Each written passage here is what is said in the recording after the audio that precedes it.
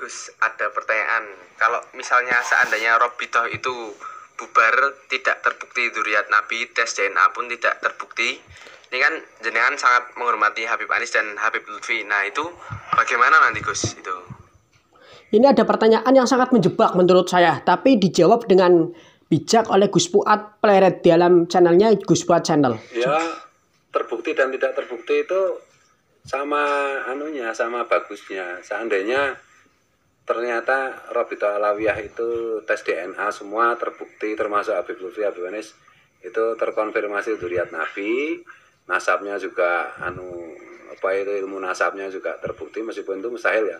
Ya itu ya malahan tuh Habib Anies, Habib Lutfi itu ya biasa gitu.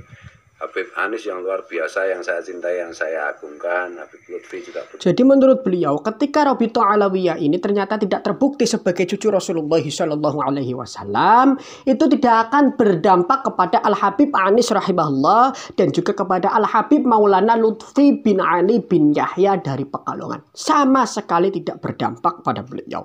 Menurut saya pribadi juga begitu. Kenapa? Karena Habib Lutfi, ketika beliau tidak terbukti sebagai dzurriyyah Mustafa, dengan adanya tes DNA yang akan dilakukan, itu tidak akan mengurangi kehebatan beliau sebagai seorang ulama, bahkan waliyun min auliya'illahi ta'ala.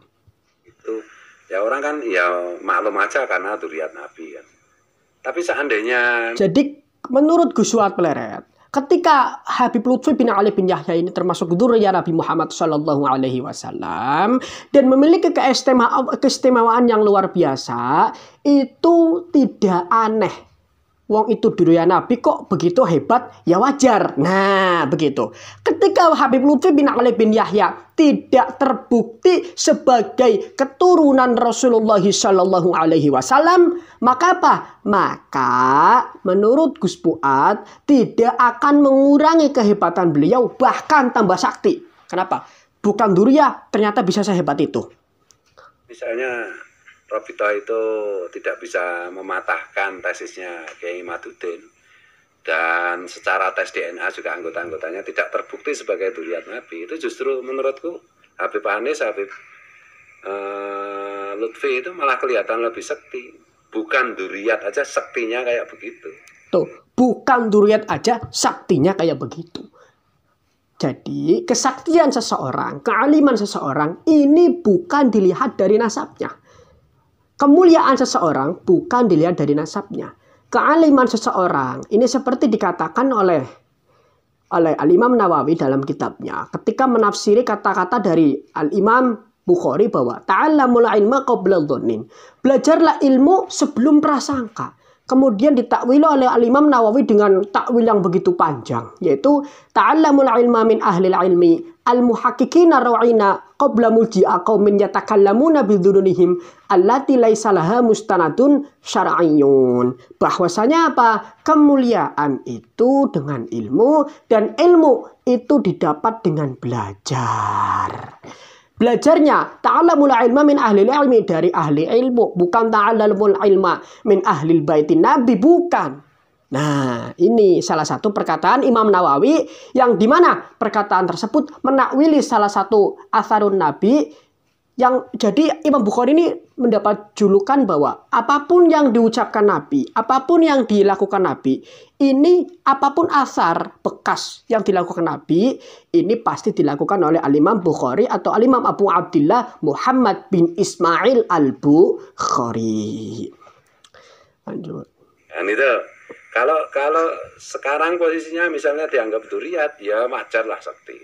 Tapi seandainya terbukti bukan dzurriyyat Nabi dan beliau itu memang luar biasa seperti yang kita saksikan, itu kan berarti bukan dzurriyyat Nabi aja hebatnya kayak begitu gitu loh.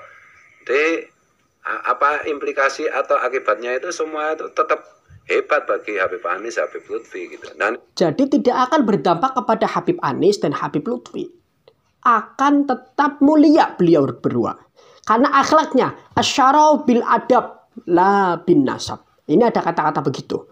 Cuman saya tidak tahu begitu juga. Ada lagi satu yang ya.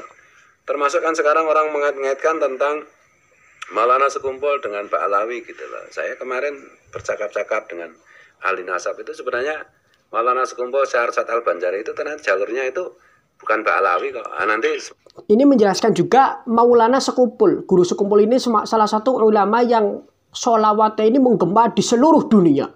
Salah satu cucu terbaik dari Datuk Kalambayan atau Syekh Muhammad Arsyad Al-Banjari, yang dimana Syekh Muhammad Arsyad Al-Banjari adalah salah satu ulama besar, waliullah, waliyun min auliya'illahi ta'ala, yang hidup sejaman dengan wali kutub paling hebat pada zamannya yang bernama Syekh Saman Al-Madani, yang dimana Syekh Saman Al-Madani ini salah satu sahabat karib dan juga guru daripada Syekh Datuk Kalambayan atau Al-Imam Syekh rahimahullah Muhammad Arsyad Al-Banjari.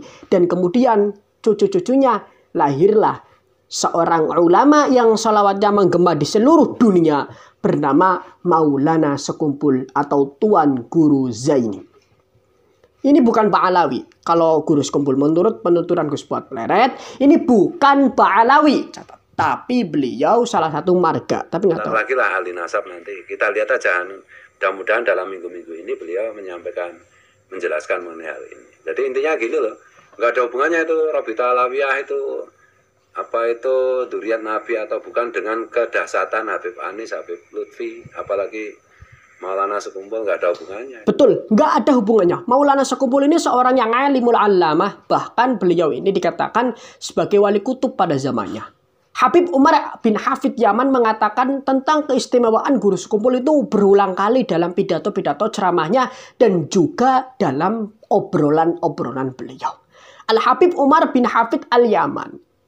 Al-Habib Umar Al-Hafid, bukan bin Hafid ya, Yaman. Ini seorang yang dikatakan oleh Habib Musawa, Munzir Al-Musawa, rahimahullah, sebagai seorang ulama yang hafal 100.000 hadis beserta syaratnya.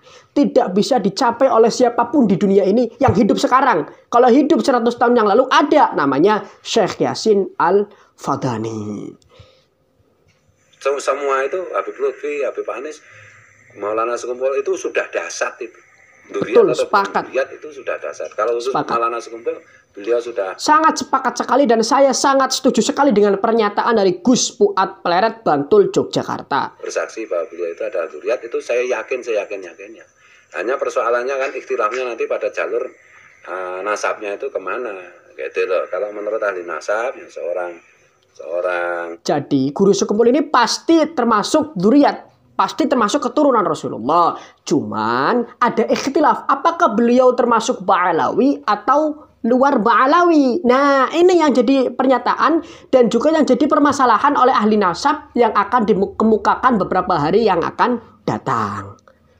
Apa itu syarif gitu. Itu apakah Maulana Sekumpul termasuk Habib atau Sayyid atau Syarif, atau bukan Habib bahkan, atau bukan Duriyah, tapi seorang ulama tapi ghairu Syarif? Ini masih dipertanyakan. Ya, tidak ke Ba'alawi. Ya, kita tunggu aja, gitu ya. Nggih, Gus. Ada Sendika dawuh, matur suwun, mudah-mudahan bermanfaat. Wallahul muwaffiq ila aqwamit thoriq. Terima kasih.